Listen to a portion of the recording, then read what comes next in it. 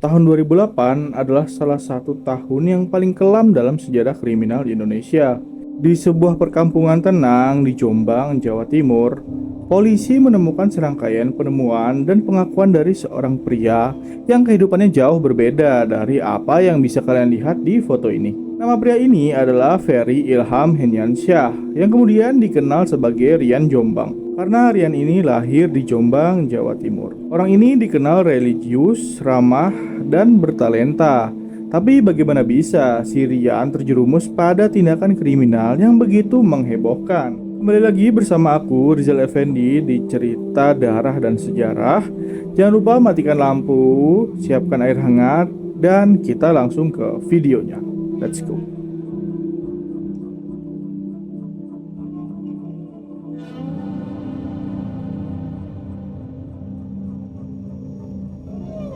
Masa kecil dan latar belakang.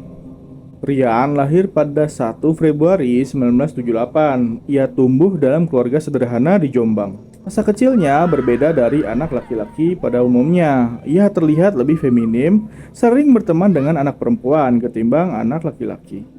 Rian ini mulai menyadari dirinya berbeda.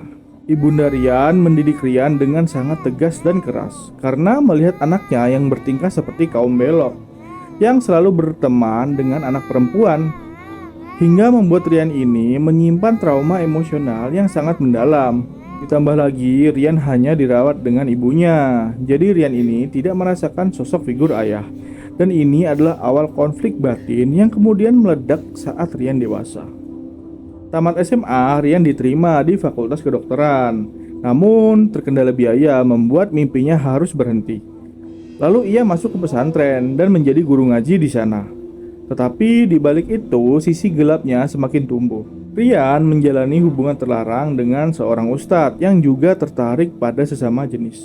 Hubungan ini akhirnya kandas ketika ustadz tersebut memilih menikah dengan perempuan. Kekecewaan itu perlahan mengubah Rian menjadi sosok yang penuh amarah dan emosi yang mudah meledak.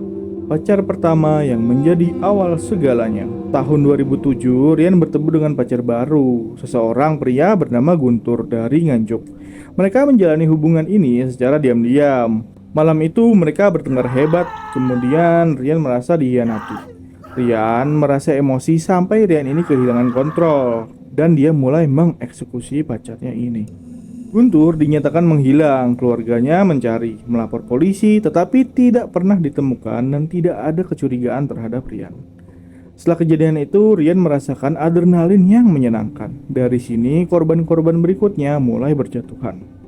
Korban selanjutnya yaitu pacarnya sendiri, si Wawan. Lalu kemudian Ahsani dari Sidoarjo, dan Zaki dari komunitas kaum belok Jawa Timur.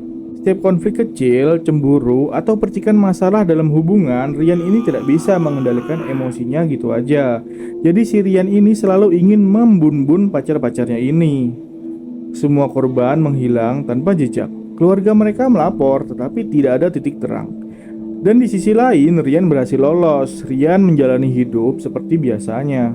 Korban-korban berikutnya. Pada Februari 2008, sosok pria bernama Geradi ini menjalani hubungan terlarang dengan Rian. Geradi ini merupakan sosok artis sinetron, jadi hilangnya sosok artis sempat heboh. Tapi lagi-lagi tidak ada petunjuk. Kemudian muncul korban lainnya bernama Nani Hidayati, teman Jim Rian. Nani datang ke rumah Rian bersama anak balitanya. Namun sebuah situasi tak terduga memicu reaksi Rian. Dan peristiwa tragis itu terjadi pada Nani dan juga anaknya. Suami dan keluarga Nani melapor, tetapi tidak pernah menemukan jawaban atas hilangnya Nani dan juga anaknya. 10 korban di kolam belakang. Selama berbulan-bulan, Rian terus melanjutkan aksinya terhadap 3 temannya, Aldo, Vincent, dan juga Ariel. Semua korban ini mengikuti pola yang sama. Semuanya berakhir di kolam ikan di belakang rumah Rian.